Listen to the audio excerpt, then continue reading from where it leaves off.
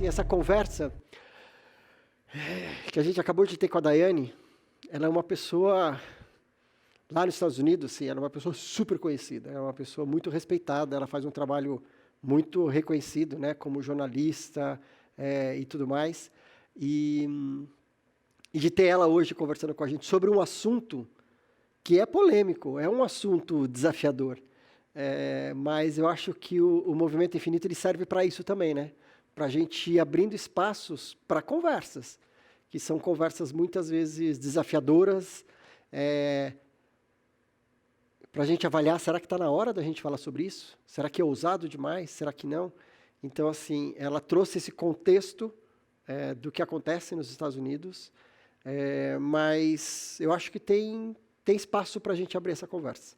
E quando eu comecei a pensar nesse próximo bloco, depois que a gente pensou no da Daiane, eu não podia trazer nenhuma outra pessoa para ter essa conversa com a gente, que é a Luciana Dadalto, que é a grande referência nesse assunto aqui no Brasil, e para nos dar o apoio, assim, para falar.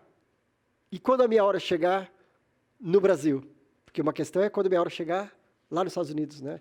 Mas e quando a minha hora chegar aqui no Brasil? E eu queria, então, convidar a Luciana Dadalto, que é pesquisadora, ela é bioticista, ela é professora, ela é advogada, ela é minha querida amiga, e para ter essa conversa com a gente. Lu,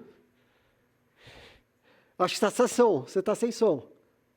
Olá, Aê! Tudo bom? Seja super bem-vinda, que alegria ter com você, e que honra, hein? Você acreditou que nós teríamos aqui? Queria saber como é que você se sentiu ouvindo Daiane Ham falando sobre esse assunto no Festival Infinito, hein? Então, eu te provoco com esse assunto tem muito tempo, né? Que eu te digo, Tom, vamos lá, vamos falar sobre esse assunto. Eu conheço o trabalho da Daiane, eu acho que é um assunto que a gente precisa botar na mesa, né? Assim, eu acompanhei um pouco o chat, inclusive queria agradecer algumas palavras carinhosas, mas eu acho que é isso, assim, é para causar incômodo mesmo e para dizer para a gente que a gente precisa pensar sobre autonomia, porque no fundo a discussão é uma discussão sobre autonomia, né? É uma discussão sobre o quanto que a gente consegue respeitar as diferenças que nós temos para com as outras pessoas. E essas diferenças também aparecem no fim da vida.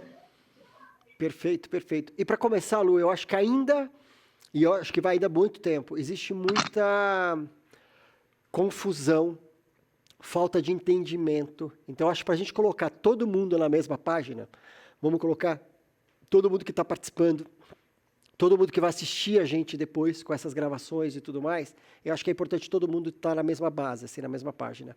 Fala para a gente, eutanásia, distanásia, ortotanásia, fala todos esses conceitos para a gente estar todo mundo assim na mesma página e seguir com essa conversa.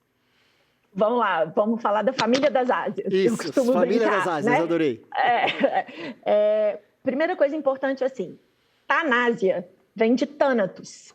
Thanatos, em grego, é morte. Então, todas as vezes que vocês ouvirem falar em eutanásia, em ortotanásia, em distanásia, em tanatologia, tem alguma coisa a ver com morte. Mas a família das Ásias, como um todo, né, que é a brincadeira que eu faço com essas nomenclaturas, elas dizem respeito ao momento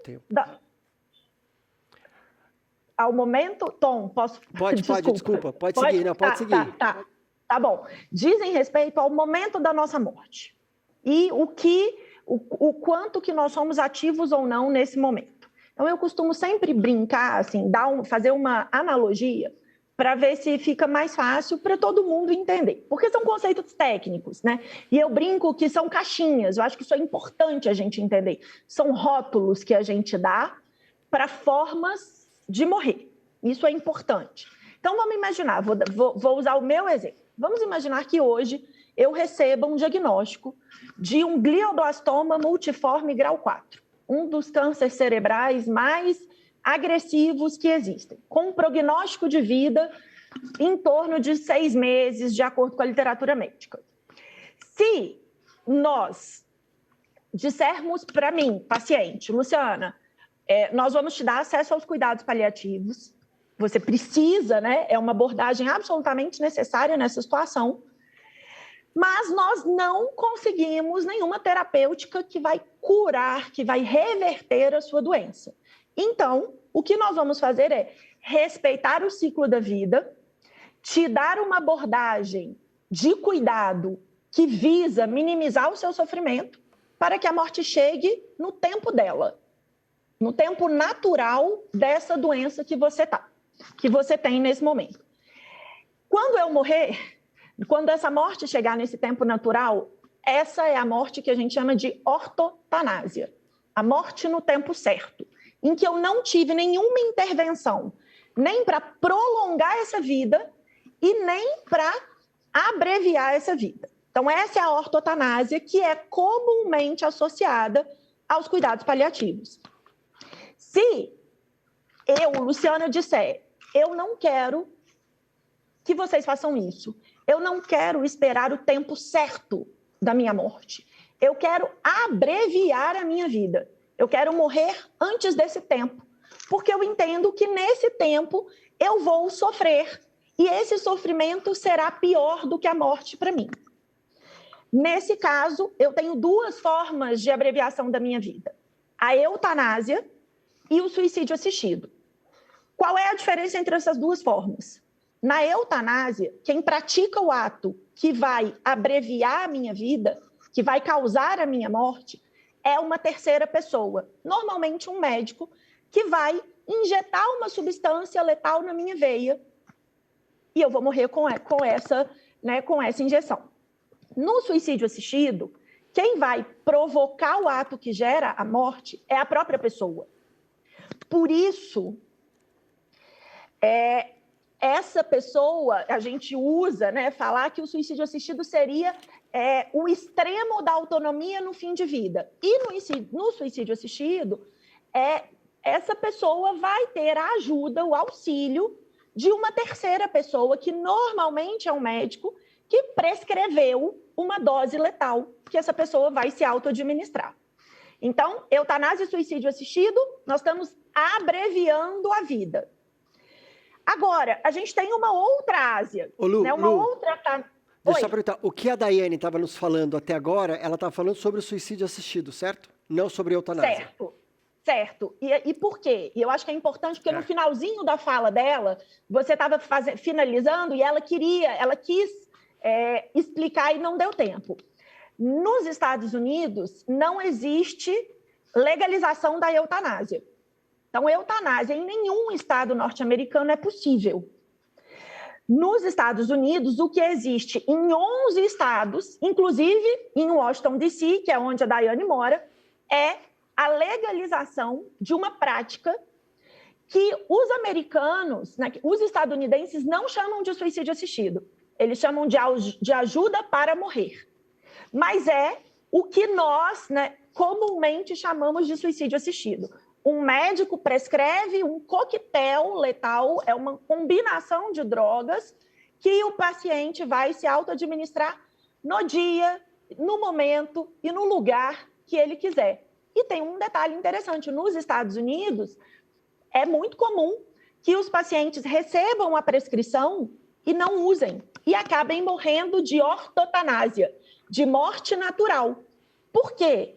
Porque os estudos mostram isso para a gente, que muitos pacientes entendem que o que eles querem é segurança de que, se um dia o sofrimento estiver insuportável, eles conseguem abreviar esse sofrimento. E por isso eles querem a prescrição, mas alguns acabam, e na verdade a maior parte, mais de 70% dos estadunidenses que recebem a prescrição não chegam a tomá-la, acabam morrendo de causas naturais. Mas isso é importante, Nos Estados Unidos não tem eutanásia. O que faltou, Tom, na família das Ásias foi a distanásia. Vamos voltar lá para a minha analogia, do dia da minha morte com glioblastoma multiforme.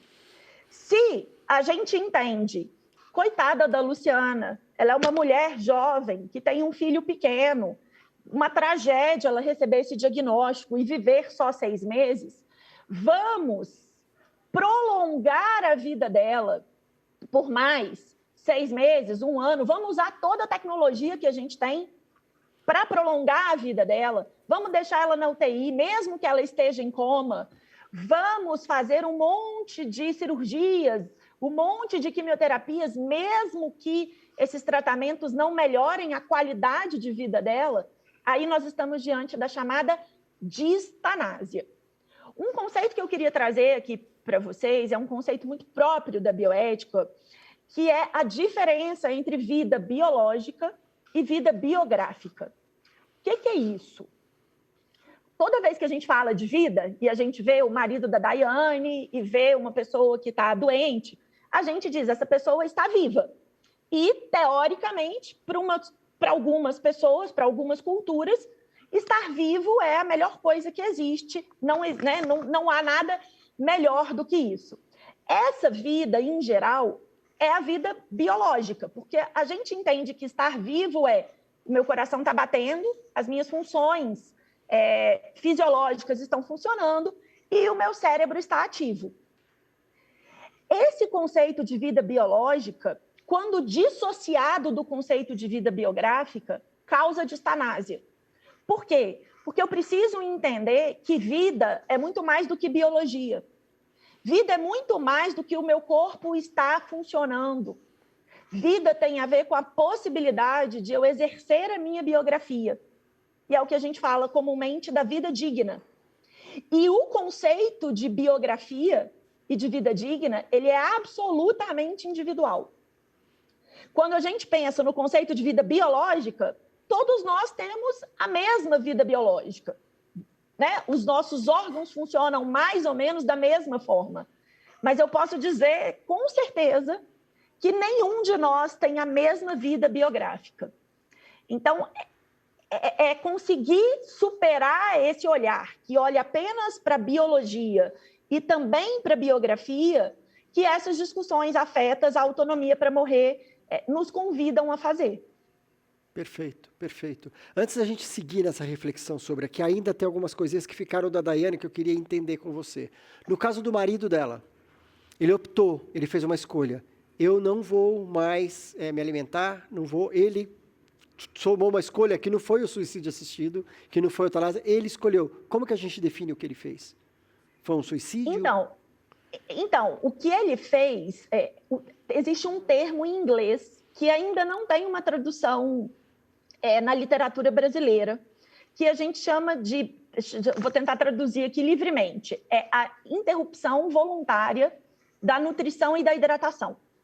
A famosa greve de fome. Uhum. Né? Eu digo, eu não quero comer, eu não quero mais comer, eu não quero mais me alimentar, não quero mais me hidratar, e essa vai ser a minha forma de morrer, digamos assim. É interessante a gente pensar que, assim, os Estados Unidos, quando o marido da Daiane morreu, a legalização do suicídio assistido ainda não tinha acontecido onde eles moravam. Então, o caminho que ele tinha era esse, né? Era o caminho aí da sigla em inglês é VSED, Voluntary Stop Eating and Drinking. E esse é um caminho possível para qualquer pessoa, né? Assim, em qualquer país, porque não é um cuidado médico, né? Eu não preciso de uma prescrição médica, e eu não estou aqui fazendo uma apologia, muito antes pelo contrário, porque esse é um tipo de morte que pode ser muito doloroso, tanto para a pessoa, quanto para os familiares e para quem a segue, né? Para as pessoas que estão com ela. Mas é uma forma de autonomia que tem crescido muito ao redor do mundo, na medida em que essa concepção de autonomia para morrer passa a se tornar um valor em determinadas sociedades. Um valor que ainda, né, acho que é importante a gente dizer, que ainda não faz parte da sociedade brasileira, e acho que a gente tem alguns desafios antes disso, inclusive. Perfeito. Então, aproveitando a tua deixa, né? Quando a gente começou a conversar e eu te liguei para a gente planejar essa conversa e tudo mais, você trouxe um ponto que acho que é super importante. Você falou o aspecto cultural, né? Que nós não somos um país autonomista, né? Então, explica para a gente, o que você quer dizer com isso, assim, essa dimensão dessa frase? Nós não somos um país autonomista. Bom, o que eu quis te dizer com isso, Tom, é assim, vamos pensar, esquece a discussão do fim da vida nesse momento, mas vamos pensar nas discussões sobre liberdades, de uma forma geral. O Brasil é um país que ainda, a nossa cultura, a cultura brasileira, ainda é uma cultura que espera muito do Estado, né? Espera muito do governo, e acha que o governo tem que regular as nossas relações privadas. Então, quando a gente pensa, por exemplo, na discussão do aborto, que é uma outra discussão sobre autonomia, né? Sobre quem manda no nosso corpo, a gente enfrenta questões afetas aí, ou problemas afetos à autonomia, mais ou menos da mesma ordem que a gente vai enfrentar nas questões de fim de vida. Então, nós temos muita dificuldade no Brasil de reconhecer que cada pessoa tem um projeto de vida diferente. E que cada pessoa tem um conceito do que é uma vida boa, do que é uma vida que vale a pena ser vivida, completamente diferente. Por que que a gente tem essa dificuldade? Essa é uma dificuldade típica, cientificamente falando, né, de acordo com as evidências científicas, é típica de sociedades que têm uma cultura judaico-cristã muito forte. Essa relação com um Deus que foi o Criador e que é a pessoa que nos deu a dádiva da vida. Então, eu costumo sempre dizer, imaginem, os nossos pais ensinam para a gente que a gente não pode recusar os presentes que a gente ganha. A gente aprende isso desde criança. Se a vida é um presente que a gente ganhou de Deus, a gente não pode recusar. Mesmo que essa vida seja sofrida, mesmo que eu tenha uma doença que me faça perder a minha relação com as pessoas que eu gosto, ou que me cause uma dor enorme, e lembrando do conceito de dor total, né? Dor não é só dor física. Então, essa relação, né, da autonomia tem muito a ver com uma cultura judaico-cristã, então tem muito a ver com a questão da religiosidade.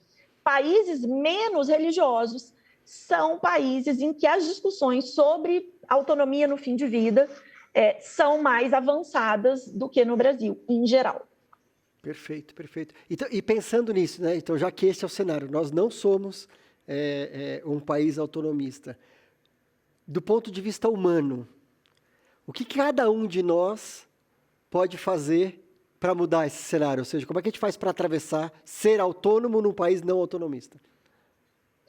Então, eu acho que a primeira coisa é a gente reconhecer isso como um valor, né? E é reconhecer que nós, independente da nossa crença religiosa, o corpo e as sensações, quem vai vivenciar somos nós.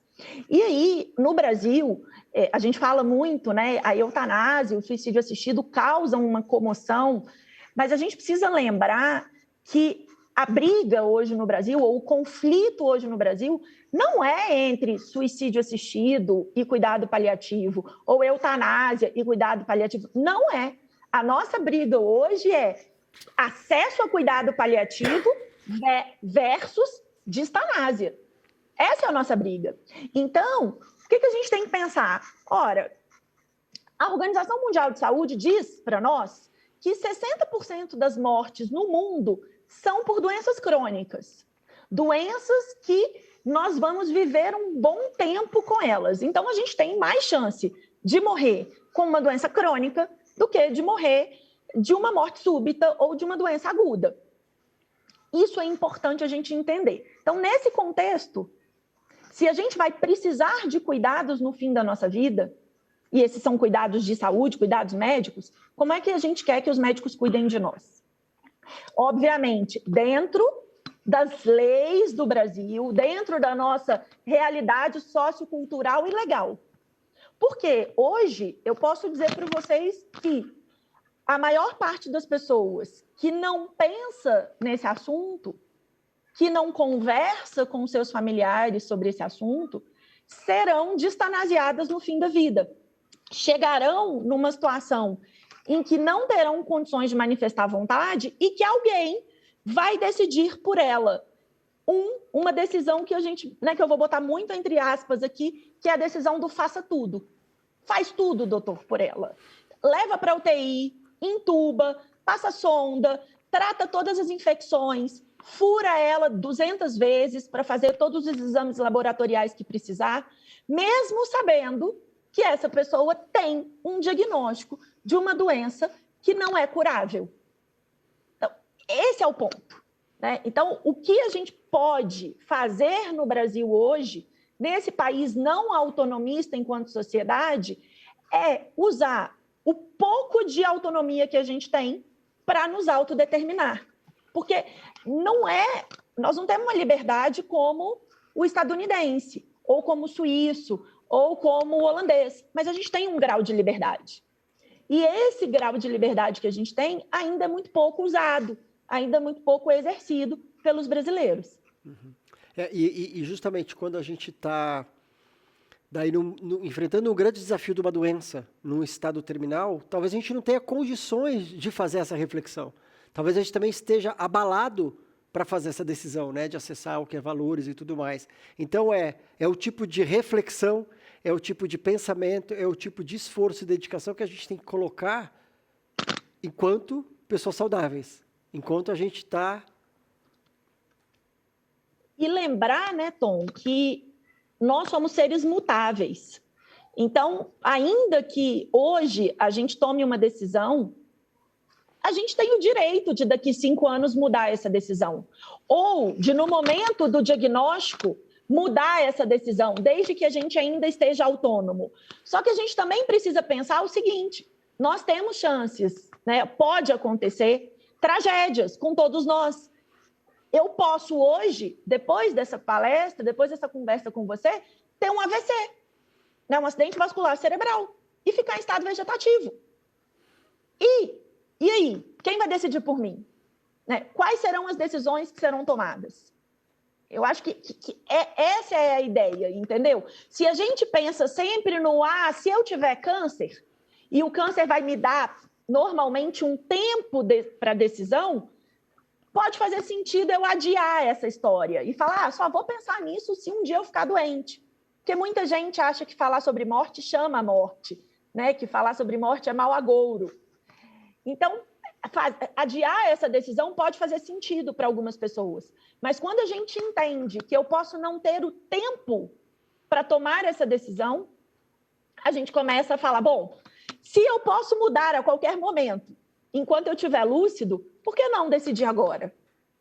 Eu vou cobrindo, né, um momento, um tempo maior da minha vida, quanto antes eu tomar decisões sobre os meus cuidados em fim de vida.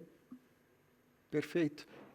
Da mesma forma, né, Lu, que falar sobre sexo não engravida, falar sobre a morte também não mata ninguém, né? Cada coisa, falar sobre uma coisa não atrai, então a gente tem que romper com esses tabus do sexo e esse tabu da morte e do luto. Então, a gente está caminhando justamente para falar assim, ou seja, a gente tem um documento, a gente tem um processo para que a gente possa manifestar tudo isso, que é o testamento vital. Conta pra gente o que é o testamento vital. E já agradecendo que no nosso caderno de memórias tem aqui tudo super detalhado. A Lu fez um trabalho incrível de ter colocado aqui, explicando tudo sobre o testamento vital. Mas fala pra gente, Lu, testamento vital. Testamento vital é um documento que a gente vai escrever dizendo para os médicos, para os profissionais de saúde como um todo, não é só para os médicos, mas para todos os profissionais que cuidam de pacientes graves, como é que a gente gostaria de ser cuidado nesse momento. Então, é um exercício de futurologia. Eu acho que é importante dizer isso, né? O meu eu de hoje vai estar olhando para o meu eu do futuro e tentando decidir para essa pessoa. O testamento vital é, portanto, a oportunidade que a gente tem de deixar um registro da nossa voz para o dia que a gente perder a voz e que a gente não puder dizer para os médicos como é que a gente quer ser cuidado. Esse é o objetivo do testamento vital.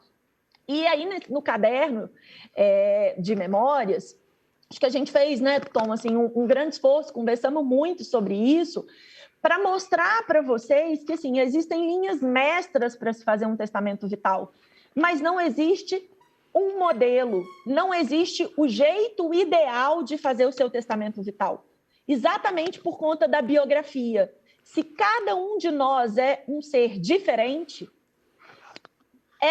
desejável que cada testamento vital seja completamente diferente, porque os nossos desejos e as nossas histórias são diversas. Agora, existem pontos importantes. Você tem que lembrar para que esse documento serve. Ele é um documento que você vai conversar com os profissionais de saúde que vão cuidar de você numa situação futura em que você está gravemente doente e não consegue se manifestar. Então, você precisa dizer para esses profissionais quem você é, quais são os seus valores pessoais, o que é importante para você, e você vai ter que dizer para eles, olha, nessas situações, eu gostaria que você me tratasse de determinada forma. Então, eu desejo determinados tratamentos e eu recuso determinados tratamentos. Basicamente, esse é o coração do testamento vital, em que eu estou contando quem eu sou e estou pedindo para os profissionais de saúde cuidarem de mim da forma que faz sentido para os meus valores pessoais. Entendi.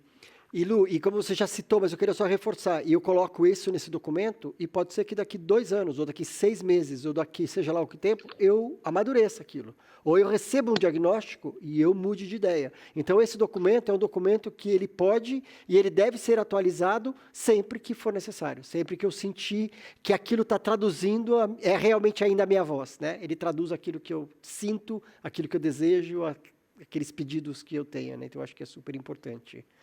Eu acho que isso é muito importante, Tom, porque algumas pessoas acham assim, mas eu vou fazer um testamento vital hoje e vai que eu só precise disso daqui 30 anos e eu já tenha mudado de ideia. Ora, é responsabilidade do dono do testamento vital ir fazendo essas alterações quando mudar de ideia, né? Quando mudar de desejos, quando os valores mudarem.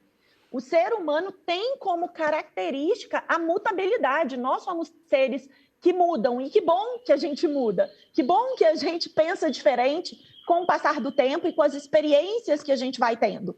Então, isso é importante. Eu não vou fazer um testamento vital hoje, guardar num cofre ou guardar numa gaveta para um dia alguém descobrir daqui 30 anos. Eu preciso entender que o meu testamento vital vai ser um documento com o qual eu vou ter uma relação íntima, quase como um diário, né? Eu vou mudando de ideia e eu preciso ir atualizando esse documento. Uhum. E acho que também a proposta do que a gente está falando desse festival Retiro, que é justamente, primeiro eu mergulho em mim mesmo, eu começar a entender o que é importante para mim, né? Quais são os meus valores, quais são os meus desejos, quais são os meus medos, quem eu quero perto, quem eu não quero perto. Então, é olhar para dentro. Então, começa com o processo de autoconhecimento. Quando eu chego numa coisa, uma consciência, eu começo a conversar com as pessoas ao meu redor para falar, para ser os convites, né? Eu preciso que você me represente, eu preciso que você seja a minha voz. Identificar se as pessoas estão de acordo. Pode ser que nesse convite uma pessoa fale, eu não respeito, eu não concordo, então eu preciso escolher as pessoas que vão poder me representar. Eu preciso entender para que médico que eu vou apresentar, né? Quem vai ser uma equipe médica que possa representar e tudo mais. Então, ou seja, ele é um processo gradual, ele tem um crescente, mas começa em mim, daí vai o meu entorno, e daí vai as pessoas que vão cuidando de mim e tudo mais. Lu, você fez o seu testamento vital. Eu queria saber óbvio, né? Como é que foi o processo para você de fazer esse testamento vital? Era uma coisa que você sentou e, em 2 minutos você fez? Era uma coisa que você vinha amadurecendo há muito tempo? E depois eu queria que você contasse sobre ele. Eu queria ver esse testamento vital. Então, Tom, essa versão que está no caderno de memórias e que eu vou mostrar para vocês é a 4ª versão do meu testamento vital. O meu primeiro testamento vital foi feito em 2009, quando eu defendi a minha dissertação de mestrado sobre o tema. Eu não era casada, eu não tinha um filho, a minha vida era completamente diferente. Então, eu já mudei, né, mais 3 vezes desde a primeira versão. Como eu disse, eu estou na 4ª. E isso mostra que tá tudo ok, né? Faz parte que a gente mude. E o que tem, né? Assim, por que eu acho que essa versão, essa proposta, e acho que é importante dizer assim, Tom, é a primeira vez que eu divulgo o meu testamento vital, né? Desde 2009, eu pesquiso esse tema desde 2007, mas é a primeira vez que eu torno público esse documento. Então, vocês aqui do Infinito estão em primeira mão, vendo esse documento, que vai sair na nova edição do meu livro Testamento Vital, mas é a primeira vez. Então, assim... E eu preciso dizer que eu me senti muito honrado, e eu preciso contar para vocês bastidores, que a gente discutindo, a gente foi desenhando junto isso aqui, né, essa conversa e tudo mais, e daí eu comentei que eu queria trazer testamentos vitais para a nossa conversa, trazer como guias, modelos, inspiração e tudo mais. E daí, depois de uns dias, a Lu falou, Tom, eu estou pensando aqui, eu gostaria, eu tenho um novo modelo do meu testamento vital, e eu adoraria compartilhar no festival. Então, é uma honra, Lu, de verdade, você ter escolhido aqui esse espaço para compartilhar. E eu acho que a forma como você trouxe assim, é um assunto tão importante, e esse modelo seu acaba sendo de uma forma mais simples, mais lúdica, né? Visual, que é espetacular. Então, eu queria que você mostrasse para a gente. Então, assim, a premissa desse documento, desse modelo aqui, né, dessa carinha de testamento vital que vocês vão ver, é uma premissa do que no direito a gente chama de legal design, ou seja, usar as ferramentas do design para melhorar a interface entre o documento e os receptores, aqueles que vão ler o documento.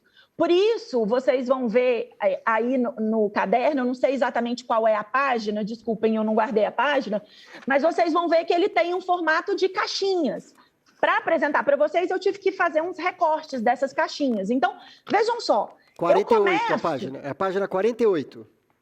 48, então. Eu começo falando o meu nome, dando os meus dados, né, meu CPF, quem eu sou, estado civil, essa parte mais burocrática. Tem um QR Code aí que não é verdadeiro, mas o objetivo desse QR Code é dar acesso a uma gravação, né, um vídeo em que eu estou explicando, eu estou dizendo para os médicos, oi, eu sou Luciana, eu estou aqui conversando com vocês sobre o meu testamento vital, para que os profissionais de saúde consigam ler, né, esse QR Code e me ouvir falando o que o documento está dizendo.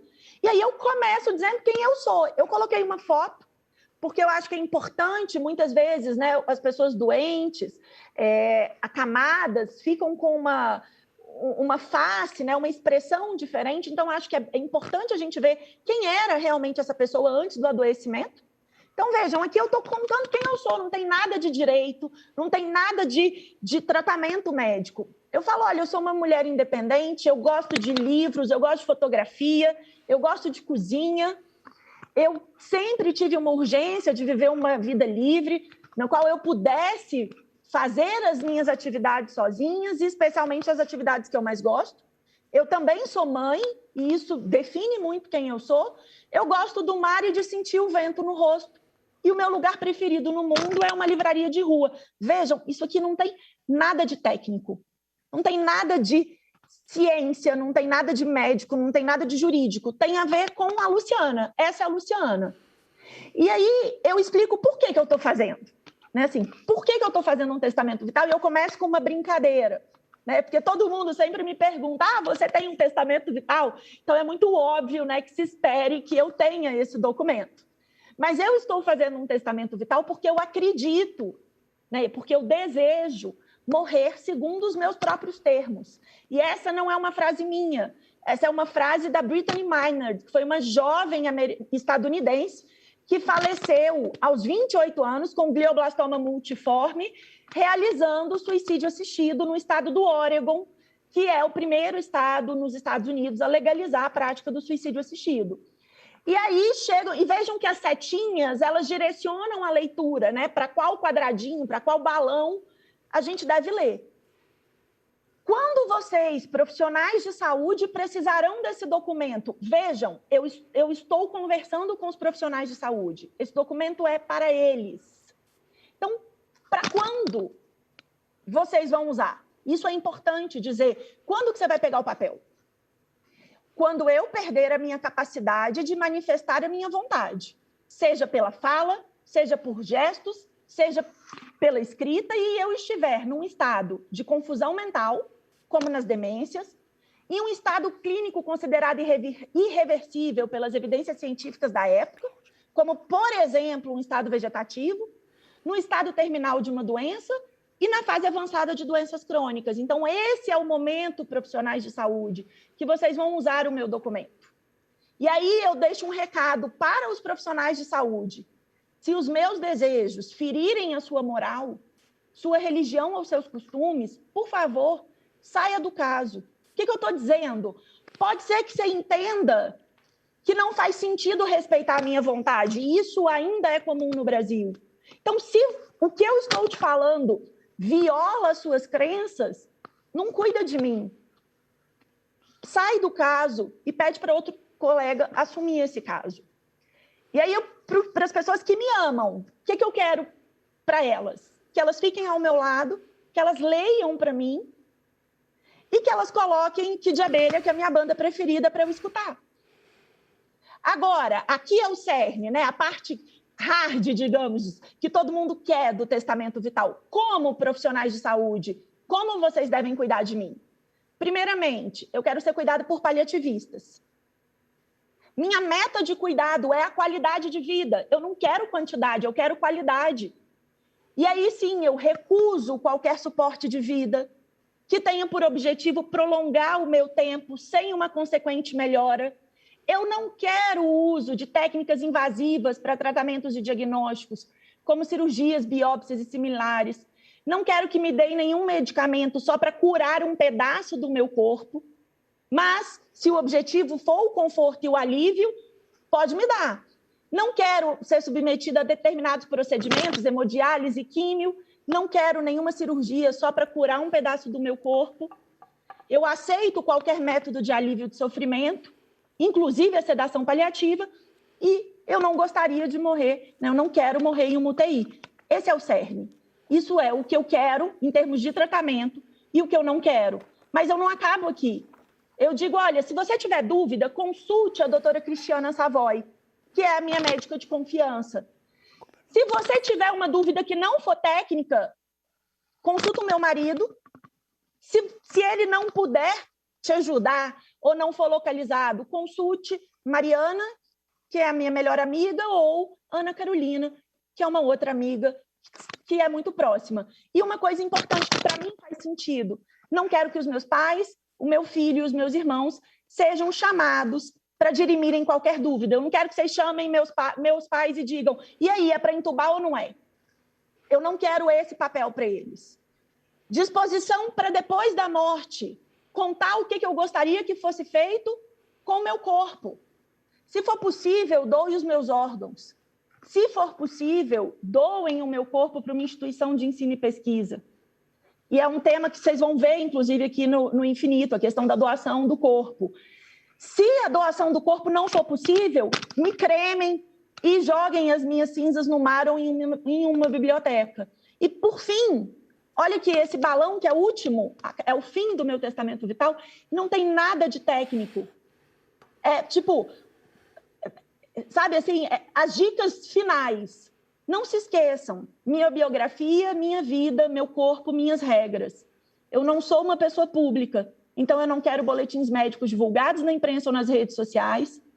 Caso pessoas que gostem de mim queiram me visitar, podem deixar, mas proíbam fotos e publicização. Não quero a divulgação de fotos minhas e de parte do meu corpo, e nem autorizo que os profissionais de saúde usem os meus momentos finais. E quero que a minha morte seja protegida da curiosidade de todos. Então, tem uma coisa lúdica com as cores, com os símbolos, com as setinhas, mas tem o cerne, Tom, né? Tem o coração dessa conversa, que é, você é profissional de saúde, se você precisar cuidar de mim, está aqui o que faz sentido. Está aqui o que eu quero. Perfeito. E vocês vão ver que ele é completamente diferente do testamento vital da Nami, da Frida, do Eduardo, né, do Dudu, primo do Tom. E está tudo bem, porque cada um é uma pessoa. Mas é uma forma de comunicar. E é isso, o testamento vital é uma forma de comunicar as nossas vontades. Perfeito, Lu. Eu acho que queria te agradecer mais uma vez pela confiança e pela honra assim, de dividir isso com a gente, de vocês terem agora, todo mundo que está aqui, vocês têm essa referência aqui. Não é um modelo, mas é para entender. Mas acho que o formato, você transformou o documento em algo possível. Nossa, na verdade é um fluxo mental, para eu pensar sobre a minha vida dessa forma. E daí aqui também a gente colocou o Testamento Vital da Ana Mi, que está agora no último livro dela, que é a coisa mais linda do mundo. Eu sugiro muito que vocês leiam. E daí está ali esse Testamento Vital, que eu li, chorei copiosamente, assim. É lindo. Mas é na voz, eu leio isso aqui, eu vejo a Ana Mi. É a forma dela falar sobre isso. O Testamento Vital do meu primo, Eduardo Alferes, ele era um advogado super assim, correto e muito conservador. E ele traz um testamento vital que exatamente traduz quem ele é, quem ele era. Está aqui super metódico, super... E tem gente que vai se identificar com esse formato. Tem o da Frida, que é uma carta que tem tudo isso, ela tem todo claramente, ela fala com os amores, mas ela fala com os médicos, ela fala tudo como ela gostaria e tudo mais. E teve uma coisa, eu não sei se você sabe disso, Lu, porque no segundo festival, quando a gente teve aquele projeto do qual o último som que você gostaria de ouvir, que a Yoko veio aqui no Brasil e falou sobre isso, que é a nossa audição, e eu lembro que eu mandei para várias pessoas falando qual o último som que você gostaria de ouvir. E daí a Free, eu mandei para ela também, e ela gravou para mim o último som que ela gostaria de ouvir. E daí a gente colocou na edição e tudo mais. E daí no dia da cremação dela, da cerimônia de cremação, o Jadir, o marido dela, pediu para a gente colocar a voz dela sobre o que ela gostaria. Então, na cerimônia, tinha um pedido dela, era o Testamento Vital. Com o Du, eu já falei isso algumas vezes, que no meio desse processo, antes dele ter o documento pronto, ele me gravou exatamente, ele colocou na voz e me mandou o WhatsApp. Tom, eu quero que isso aconteça, Ele falou, eu falo, é o testamento vital dele aqui, praticamente, ele me falando, ele fala assim, por favor, seja meu advogado.